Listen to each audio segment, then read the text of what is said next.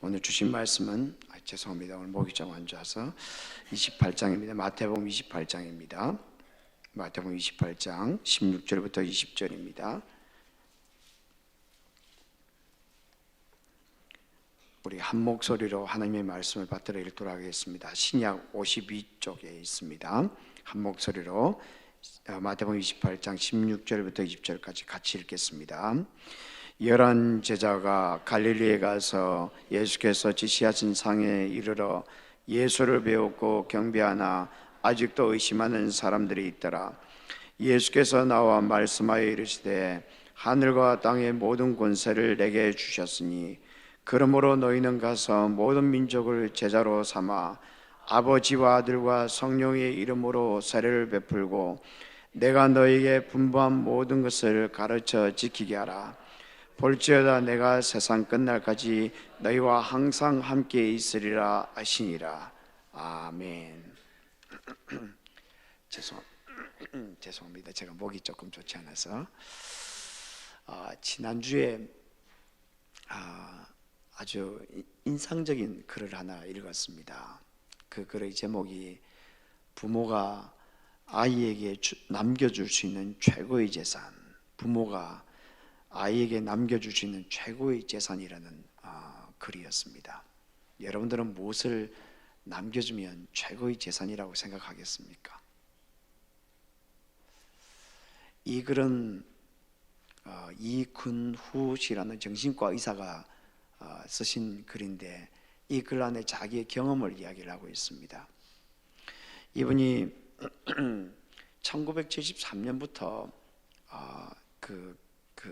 가르치기, 교수로서 가르치기 시작했는데 그때부터 학교에서 월급에서 얼마씩 떼어가지고 의무적으로 저축을 하게 했다고 합니다. 10년이 지났습니다. 이분은 저축을 하고 있는지조차도 잊어버리고 있었습니다. 까마득히 잊고 있는데 만기가 되었다고 1,000만 원을 돌려주더랍니다. 그러니까 공돈이 생긴 겁니다. 전혀 예상하지 않았던. 이분이 이것을 가지고 무엇을 했을까요? 여행사를 찾아갔다고 합니다. 그리고 1,000만 원어치 여행 일정을 짜달라고 부탁을 했다고 합니다. 왜냐하면 이분이 결혼을 할 때 너무 가난해서 첫날을 텐트에서 잤다고 합니다. 그래서 아내에게 약속하기를 우리 돈 벌면 세계 일주하자, 그렇게 약속을 했는데 그 약속이 떠오른 것입니다. 그런데 그 당시 1,000만 원이라는 돈이 굉장히 큰 돈이었다고 합니다. 변두리 지역에 하면 아파트 한 채 살 수 있는 그런 돈이었다는 것이죠. 게다가 이 따님 중에 한 분이 고등학교 3학년이었다고 합니다. 그러니까 여행을 갈 수 있는 그런 환경이 아니었던 것입니다. 그런데 이분이 아내와 함께 여행을 떠났습니다. 45일 동안 여기저기 다니기도 하고, 그리고 근사한 호텔에서 잠을 자기도 하고요. 그리고 사진으로만 보던 명화를 보기도 하고, 파리 개선문 옆에서 돗자리를 펴고 앉아서 즐겁게 이야기를 나누기도 했습니다. 그렇게 1,000만 원을 다 써버렸습니다. 돈은 사라지고 없었습니다. 그런데 그 부부에게 여행의 즐거움과 기억들이 남았던 것입니다. 요즘도 아내에게 그렇게 가끔 묻는다고 합니다. 그때 아파트에 투자해서 얼마 더 버는 게 좋았을까요? 아니면 지금 이 즐거운 기억을 간직하며 살아가는 게 좋은가요? 그때마다 아내는 그냥 빙그레 웃기만 한다고 합니다. 이 이야기를 하면서 저자는 어느 교육 전문가의 말을 인용하면서 이렇게 결론을 짓고 있습니다. 부모가 자식에게 남겨줄 수 있는 최고의 재산은 물질적인 것이 아닙니다. 최고의 재산은 바로 내 부모가 정말로 행복하고 즐거운 삶을 살았다고 느끼는 것입니다. 참 중요한 말이죠. 부모가 자식에게 남겨줄 수 있는 최고의 재산은 물질적인 것이 아닙니다. 내 부모가 정말로 행복하고 즐거운 삶을 살았다고 느끼는 것입니다. 여러분, 신앙생활도 마찬가지입니다.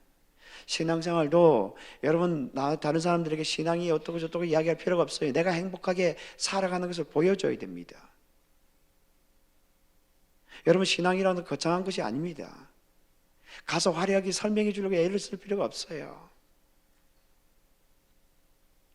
많은 사람, 오늘 저는 전도에 대해서 이야기를 하려고 하는데, 여러분 전도에 대해서 이야기를 하는데 다른 사람에게 무슨 뭐 대단한 복음에 대해서 이야기 설명해 주려고 할 필요가 없는 겁니다. 아주 단순합니다. 내가 행복하게 살아가는 겁니다. 내가 살아가는 것을 보여주고 그렇게 하면 전도가 되는 거예요.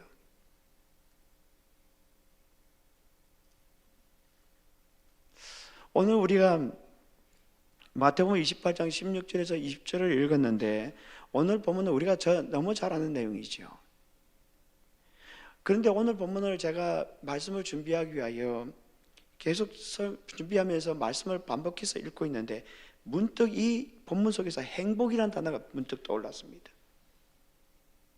이 본문 속에서 하나님의 마음에 있는 행복이 무엇인가를 우리에게 잘 보여주고 있는 것 같았습니다. 오늘 보면 19절과 20절에 보면 우리가 너무나 유명한 본문이 나오지요. 그러므로 너희는 가서 모든 민족을 제자로 삼아 아버지와 아들과 성령의 이름으로 세례를 베풀고 내가 너희에게 분부한 모든 것을 가르쳐 지키게 하라. 예수님께서 승천하실 때가 되었습니다. 그러니까 예수님의 지장사의 마지막 그 시점에 이르게 되었는데, 이때 제자들에게 주셨던 말씀이 바로 이것입니다. 너희는 가서 모든 족속을 제자로 삼아 아버지와 아들과 성령의 이름으로 세례를 베풀고 내가 너희에게 분부한 모든 것을 가르쳐 지키게 하라. 이 말씀 속에 담겨진 하나님의 행복이 무엇이었을까요? 그리고 제자들에게 어떤 행복을 가르치고 싶어 했을까요? 그리고 이 말씀이 우리가 멕시코 이 단기 선교를 떠나는 그 사람들에게 주시는 교훈이 무엇이고 우리 모든 성도들에게 주시는 교훈이 무엇일까요? 첫째로 우리가 기억해야 될 것은 하나님은 함께 일하시는 행복을 보여주고 싶어 하신다는 겁니다. 오늘 보면 19절과 20절에 보면 이렇게 되어 있습니다. 그러므로 너희는 가서 모든 민족을 제자로 삼아 아버지와 아들과 성령의 이름으로 세례를 베풀고 내가 너희에게 분부한 모든 것을 가르쳐 지키게 하라. 볼지어다 내가 세상 끝날까지 너희와 항상 함께 있으리라 하시니라. 이것을 가리켜서 우리는 지상명령이라고 합니다. 지상명령하면은 땅 위에 무슨 대단한 것이 아니고요, 땅 위란 뜻을 가지고 있는 것이 아니고 지극히 높은 이런 뜻을 가지고 있습니다. 많은 사람들 지상하니까 지상에서 땅 위에서 뭐 최고의 명령이라고 생각하는데 그런 것이 아니고요, 지극히 높은 명령이라는 뜻을 가지고 있습니다. 그러니까 너무나 중요한 것이라는 것입니다. 그런데 이 명령에는 두 가지 특징이 있습니다. 하나는 예수님께서 가서 모든 민족을 제자로 삼으라고 명령하셨습니다. 이 본문을 원문의 근거 기초에서 풀어서 설명 표현해 보면 이렇습니다. 나의 제자들이여, 여러분들은 가야 합니다. 그리고 제자 삼는 사역을 해야 합니다. 여러분들이 제자를 삼아야 할 대상은 모든 민족이어야 합니다. 그들이 유대인일 수도 있습니다, 이방인일 수도 있습니다, 남자일 수도 있습니다, 여자일 수도 있습니다, 부자일 수도 있습니다, 가난한 사람일 수도 있습니다. 중요한 것은 가야 한다는 것입니다. 그리고 제자로 삼아야 한다는 것입니다. 그렇다면 예수님께서 제자들에게 주시는 마지막 명령은 아주 단순합니다. 사랑하는 나의 제자들이여, 여러분의 마음에 떠오르는 사람이 누구든지 그 사람에게로 가십시오. 그리고 그 사람에게 예수를 믿는 사람이 되라고 말하십시오. 예수를 따르는 사람이 되라고 말씀하십시오. 여러분, 이 말씀은 단기 선교를 떠나는 사람들에게만 주어진 말씀이 아닙니다. 우리 모두에게 주어진 말씀이고요, 우리가 입을 벌려서 그 사람에게, 바로 내가 머릿속에 떠오르는 사람에게 이것을 이야기를 해 주어야 한다는 것입니다.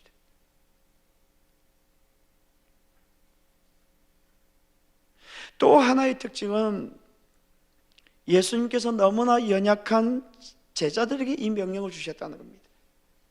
오늘 보면 16절과 17절에 보면 이렇게 되어 있습니다. 11 제자가 갈릴리 가서 예수께서 지시하신 산에 이르러 예수를 배웠고 경배하나 아직도 의심하는 자들이 있더라. 이 본문은 이상하게도 11 제자가 예수님께 왔다 이렇게 이야기를 하고 있습니다. 왜냐하면 가룟 유다는 예수님을 배반하였고 그를 이미 이 세상 사람이 아니었기 때문입니다. 그러니까 하나가 없는 공동체였던 것입니다. 그런데 그 제자들이 와서 예수님께 경배하였다, 예수님을 예배하였다 이렇게 이야기를 하고 있는데, 그런데 이 본문에서 이어서 이야기하는 것이 그 중에서 믿지 않는 사람들도 있더라 이렇게 이야기를 합니다. 재밌죠? 경배하고 있는데 믿지 않는 사람들이 있더라 이렇게 이야기를 합니다. 여러분, 예수 그리스도의 부활을 믿는다는 것은 단순한 일이 아닙니다. 그런데 재밌게도 이 본문에서 여기 믿지 않는 자들이 누구인지, 의심하는 자들이 누구인지 정확하지 않습니다. 11 제자인지 아니면 500명 그 중에 한 사람인지 정확하지 않습니다. 그런데 그들에게, 이 부족하고 또 연약하고 의심하는 그 제자들에게 예수님께서 지상명령을 주신 것입니다. 이것은 우리에게 무엇을 가르쳐 주시는 것일까요? 하나님은 부족하지만 하나님은 위대한 사람들을 부르고 싶어 하지 않는다는 것입니다. 대신에 부족하지만 하나님은 그저 예수님을 보여주고 싶어하는 사람들을 제자로 부르기를 원하신다는 겁니다. 하나님은 완벽하게 준비된 사람을 부르기를 원하지 않는다는 것입니다.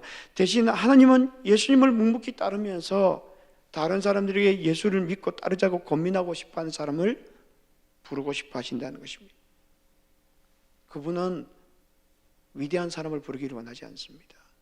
너무나 부족하고 연약하고 싸우고 다투고 누가 높아질까 서로 그렇게 논쟁을 하는 그 제자들에게 주신 말씀이었습니다. 예수님께서 끝까지 그렇게 하셨습니다. 사도행전 1장 8절에 보면 이런 말씀이 나오죠. 오직 성령이 너희에게 임하시면 너희가 권능을 받고 예루살렘과 온 유대와 사마리아와 땅끝까지 이르러 내 증인이 되리라 하시니라. 이 말씀은 예수님께서 성천하시기 직전에 주신 말씀이었습니다. 그런데 그 바로 앞에 보면 예수님께서 이렇게 말씀하십니다. 때와 시기는 아버지께서 자기의 고난에 주셨으니 너희가 알 바 아니요. 왜 이 말씀을 주셨는가 하면 예수님의 제자들이 바로 성천하시기 직전이었는데 그때 이 예수님께 이렇게 묻습니다. 주님, 이스라엘 나라를 회복하시면 이때니까? 이제 곧 이스라엘 나라가 로마로부터 해방되는 것입니까? 그러면 우리가 원하던 권력을 이제 누릴 수 있게 되는 것입니까? 그래서 세상 사람보다 더 위대하게 되고 다른 사람보다 더 높은 자리에 올라갈 수 있는 것입니까? 이런 제자들 향하여 예수님께서 말씀하셨습니다. 오직 성령이 너희에게 임하시면 너희가 권능을 받고 예루살렘과 온 유대와 사마리아와 땅끝까지 이르러 내 증인이 되리라 하시니라. 혹시 우리들 가운데 나는 준비가 되어 있지 않아서 제자 삼으라는 주의 말씀에 순종하기 어렵다고 생각하는 분들이 있습니까? 나는 훈련을 받지 않아서 예수를 믿자는 그런 말을 하기 어렵다고 생각되는 분들이 계십니까? 주의 말씀에 순종할 수 있게 되길 바랍니다. 왜냐하면 주께서 우리를 부족한 우리를 부르시기를 원하시기 때문입니다. 여러분, 단기 선교를 가는 사람들이 위대한 사람들이 아닙니다. 그런 일부의 사람들만 가는 것이 선교가 아니라는 것입니다. 주께서 우리를 부르시기를 원하시는 분들은 우리 모두입니다. 여러분, 입을 열어야 됩니다. 여러분, 전도라는 것이 대단한 것이 아닙니다. 가끔 우리는 생각할 때 전도라는 것은 몇몇 소수의 사람들이 하는 것이라고 생각합니다. 그렇지 않습니다. 저는 저의 그 부모님과 함께 전도를 따라 나가는데, 저희 부모님은 사실 이런 이야기를 해서 죄송하긴 합니다만은, 사실 저희 부모님이 얼마 전에도 저희 부친이 일어나지 못할 그런 상황이었습니다. 근데 건강이 조금 좋아지셨다고 다시 전도하러 나가십니다. 근데 전도하는 방법이 대단한 것이 아닙니다. 다니면서 전도지 해주면서 예수 믿자고 이야기합니다.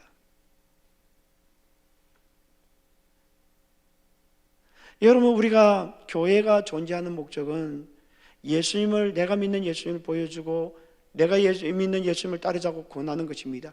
그것이 없으면 교회는 교회로서 존재하지 않습니다. 왜냐하면 예수님의 지상 명령이 그러하기 때문입니다.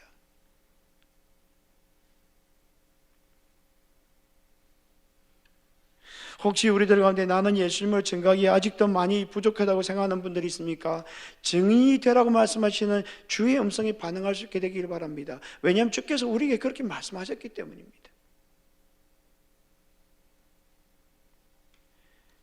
그런데 왜 예수님은 이렇게 연약한 사람들을 통하여 이렇게 일하기를 원하시는 것일까요?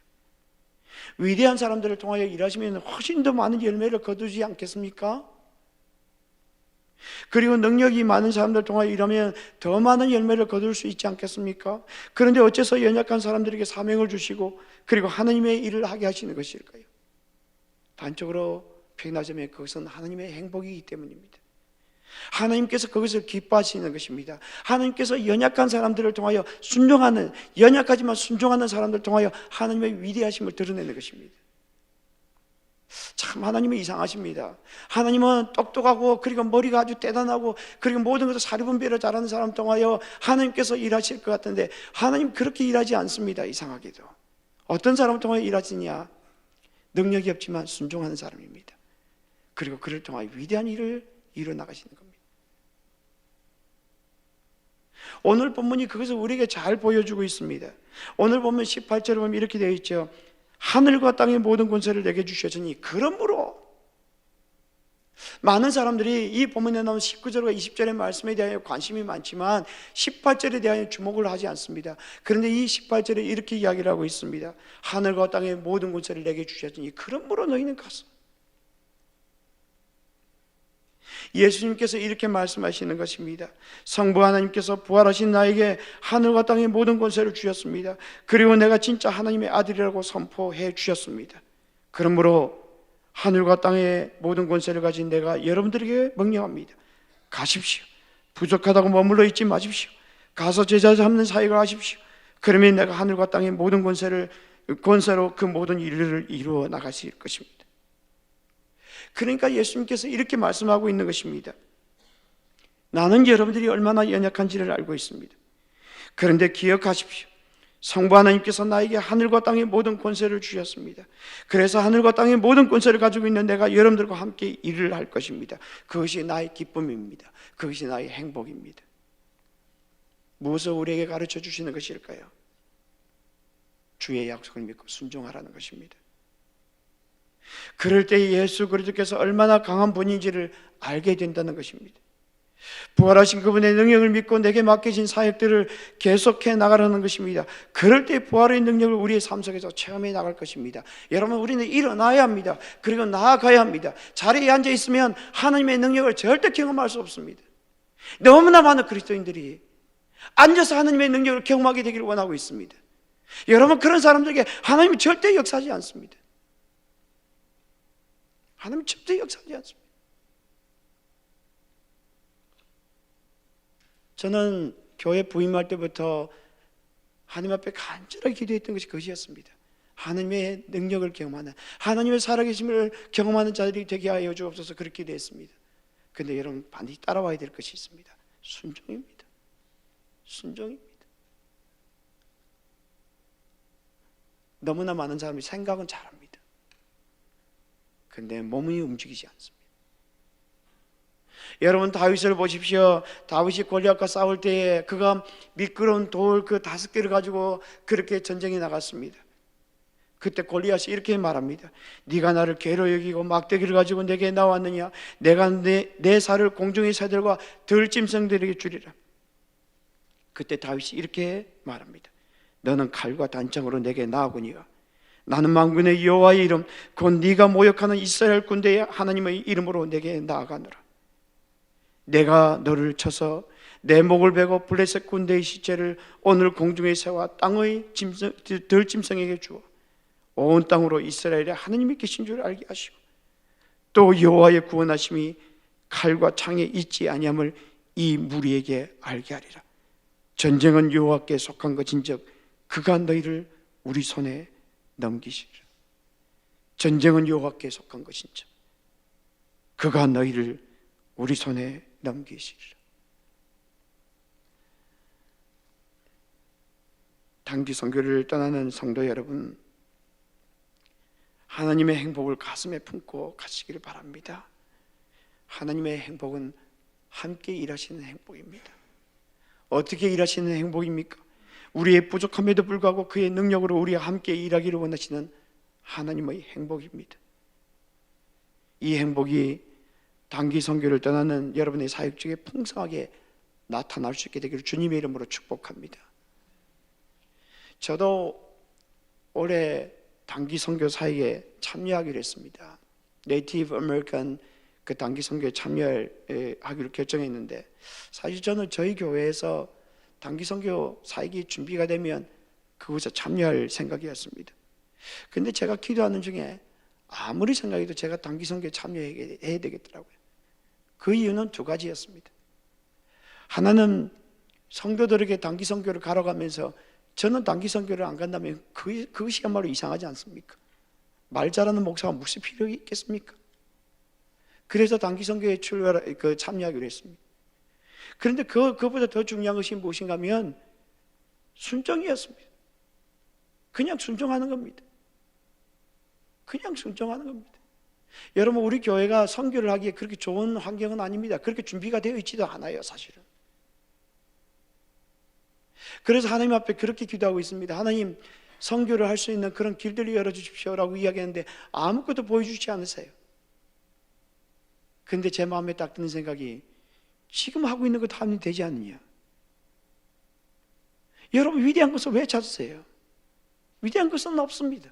단지 내게 주어진 것을 지금 하고 있는 것입니다. 그리고 그것을 해야 하는 것입니다. 그럴 때 하나님의 능력을 경험할 수 있는 것입니다. 여러분, 언제까지 기다리시겠습니까? 여러분, 언제까지 우리 교회가 하나님의 위대하심을 경험하게 되기를 기다리고 계십니까?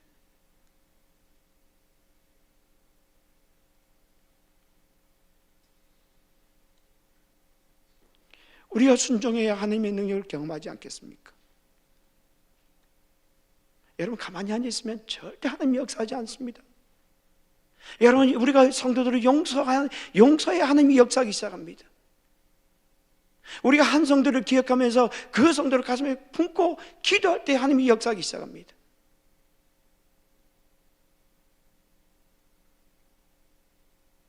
우리가 언제까지 우리 자신이 불쌍하다고 생각하면서 나는 불쌍한 사람 하면서 자기 자신이 연민에 빠져 있겠습니까?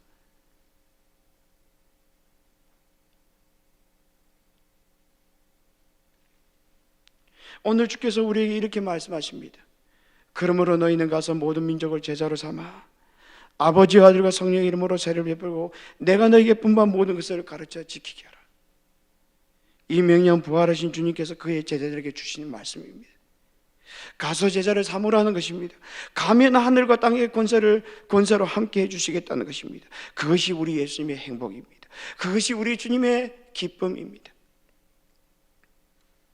저는 말씀을 준비하면서 제가 그렇게 늘 기도했습니다. 하나님, 우리 성도들을 좀 잘 격려하고 축복하고 세워주시는 말씀을 주십시오라고 하는데, 오늘 이 말씀을 주시면 제 마음에 그렇게 주시는 말씀이 그것이에요. 그냥 있는 대로 전하라는 겁니다. 있는 대로 전하라는 겁니다.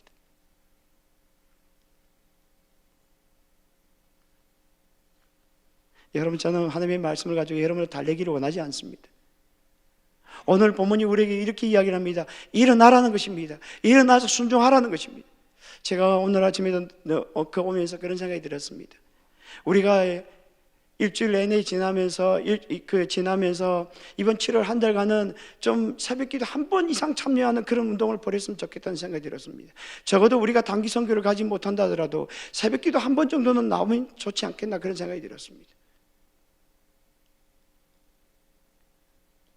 우리가 어린아이 같은 그런 신앙생활을 이제 버려야 합니다. 어린아이 같은 신앙생활을 버려야 합니다.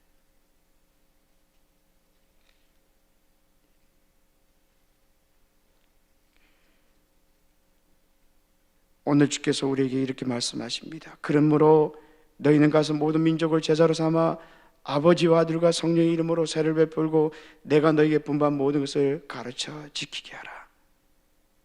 이 말씀에 따라 순종하며 살아감으로 말미암아 함께 일하시는 주님의 그 행복을 경험하며 살아가는 저와 여러분이 되기를 주님의 이름으로 축복합니다. 두 번째로 우리가 기억해야 될 것은 함께 거하시는 행복을 보여주고 싶어 한다는 겁니다. 첫 번째는 함께 일하시는 행복이고요, 두 번째는 함께 거하시는 행복입니다. 오늘 보면 20절에 보면 이렇게 되어 있습니다. 내가 너희에게 분부한 모든 것을 가르쳐 지키게 하라. 볼지어다 내가 세상 끝날까지 너희와 항상 함께 있으리라. 이것은 마태복음의 결론입니다. 볼지어다 내가 세상 끝날까지 너희와 항상 함께 있으리라. 이 말씀은 마태복음 1장에 나와 있는 본문이기도 합니다. 마태복음 1장에 보면 이렇게 되어 있습니다. 보라, 처녀가 잉태하여 아들을 낳을 것이요 그의 이름은 임마누엘이라 하리라. 하나님께서 약속하신 그리스도를 이 땅에 보내주셨습니다. 그런데 그분의 이름이 무엇이라고요? 임마누엘입니다. 임마누엘의 뜻이 무엇입니까? 하나님이 우리와 함께 계시다. 다시 말해서 그분이 우리와 함께 거하시기를 원하시는 것은 단순한 약속이 아닙니다. 그것은 바로 예수 그리스도의 성품 자체였고 예수 그리스도의 존재 자체입니다. 그런데 이 본문에 보면 또 하나 재미있는 것은 무엇인가 하면, 우리는 여기 항상이라고 되어 있는데 여기 이 항상이라는 것을 원문 그대로 번역하면 모든 날이라는 뜻을 가지고 있습니다. 그렇다면 마태가 이렇게 이야기를 하고 있는 것입니다. 여러분 보십시오. 예수님께서 이렇게 말씀하셨습니다. 내가 세상 끝날 때까지 매일 매순간 모든 날 동안 여러분들과 함께 있으라고 예수님께서 말씀하셨습니다. 다시 말해서 우리의 살아가는 삶 가운데 매일 매순간 함께 있겠다고 약속하셨습니다. 여러분 이 약속을 붙들고 살아가게 되기를 원합니다. 이렇게 말하고 있는 것입니다. 이 본문은 우리에게 무엇을 가르쳐 주시는 것입니까? 하나님은 그의 백성들과 함께 하신다는 것입니다. 왜냐하면 그분의 성품이 그러하기 때문입니다. 그분의 존재가 그러하기 때문입니다. 그분이 우리와 함께 하신다는 것이 얼마나 감사한 일입니까? 여러분 야곱을 보십시오. 야곱이 창세기 28장에 보면 야곱이 자신의 형 에사를 피하여서 먼 곳 밧단 아람으로 도망을 하고 있었습니다. 밤이 되었습니다. 사방은 깜깜하였고 그리고 광야였습니다. 돌을 하나 취하였습니다. 그리고 그것을 베개 삼고 누웠습니다. 그런데 밤에 꿈을 꾸는데 갑자기 사닥다리가 땅 위에 섰습니다. 그 꼭대기가 하늘에 닿았습니다. 그리고 하나님의 사자가 그 사닥다리를 오르내리는 것을 보았습니다. 그런데 그곳에서 하나님께서 세 가지 약속을 주셨습니다. 하나는 먼저 땅에 대한 약속이었습니다. 너 누운 땅을 내가 너와 내 자손에게 주리라. 또 하나의 약속은 자손에 대한 약속이었습니다. 내 자손이 땅의 티끌같이 되어서 동서남북에 편만할지며 땅의 모든 족속이 너와 내 자손을 인하여 복을 받으리라. 또 하나는 함께 있겠다는 약속입니다. 내가 너와 함께 있어 내가 어디로 가든지 너를 지키며 너를 이끌어 이 땅으로 돌아오게 할지라. 내가 네게 허락한 것을 다 이루기까지 너를 떠나지 아니하리라. 내가 네게 허락한 것을 다 이루기까지 너를 떠나지 아니하리라. 이 말을 들은 야곱이 무엇이라고 이야기를 합니까? 여호와께서 과연 여기 계시거늘 내가 알지 못하였도다. 여호와께서 과연 여기 계시거늘 내가 알지 못하였도다. 허드슨 테일러라는 아주 유명한 선교사님이 있습니다. 이분의 후손들이 허드슨 테일러와 함께 선교 사역을 했는데 그 중에 손자였던 제임스 허드슨 테일러 3세가 소년 때 겪었던 그 경험을 이렇게 말하고 있습니다. 그의 부모가 중국 변방에서 선교 사역을 하고 있었는데 이때 제임스와 그의 동생은 말레이시아에 있는 그 선교사를 위한 기숙사 학교에서 머물고 있었습니다. 그때 2차 세계대전이 벌어졌고 그리고 일본 군인들이 말레이시아로 쳐들어왔습니다. 어린 제임스와 그의 동생은 수많은 선교사 자녀들과 함께 일본군에게 붙잡혔습니다. 포로 수용소에 갇혔습니다. 그리고 난 후 선교사님 부부는 이 두 아들을 전혀 연락이 되지 않았고 오랫동안 볼 수가 없었습니다. 얼마나 걱정이 되었겠습니까? 그런데 선교사님 네 분은 하나님을 깊이 신뢰하면서 하나님의 때를 기다렸습니다. 마침내 선교사님 네 분은 아무 사고 없이 이 자녀들을 다시 만나게 되었습니다. 이때 이 어머니가 이 두 아들에게 자신의 경험을 나눠주었습니다. 이 자녀들이 두 아들이 포로 수용소에 갇혀 있을 때 이 부모님이 하나님께 깊이 있게 기도하였다고 합니다. 근데 그때 제임스의 어머니가 하나님께로부터 들은 말씀을 이렇게 이야기해 주더랍니다. 하나님께서 이 어머니에게 이렇게 말씀하셨대요. 너는 내가 중요하게 생각하는 것들을 돌보고 있으니 나도 네가 중요하게 여기는 사람들을 보살펴 주겠다. 너는 내가 중요하게 생각하는 것들을 돌보고 있으니 나도 네가 중요하게 여기는 사람들을 보살펴 주겠다. 오늘 예수님께서 그의 제자들에게 이렇게 말씀하셨습니다. 그러므로 너희는 가서 모든 족속을 제자로 삼아 아버지와 아들과 성령의 이름으로 세례를 주고 내가 너희에게 분부한 모든 것을 가르쳐 지키게 하라. 볼지어다 내가 세상 끝날까지 너희와 항상 함께 있으리라. 이것은 사명입니다. 명령입니다. 그러나 이것은 하나님의 행복이 듬뿍 묻어 있는 명령입니다. 왜냐하면 그분이 함께 일하시는 행복을 이 가운데 보여주고 싶어 하기 때문입니다. 우리의 부족에도 불구하고 하늘과 땅의 모든 권세로 우리와 함께 일하시길 원하시는 예수 그리스도의 행복이 이 안에 담겨져 있기 때문입니다.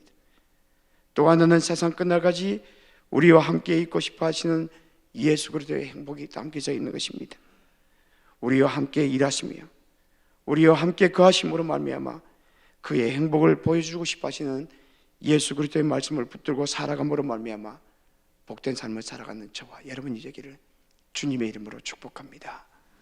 같이 기도하겠습니다.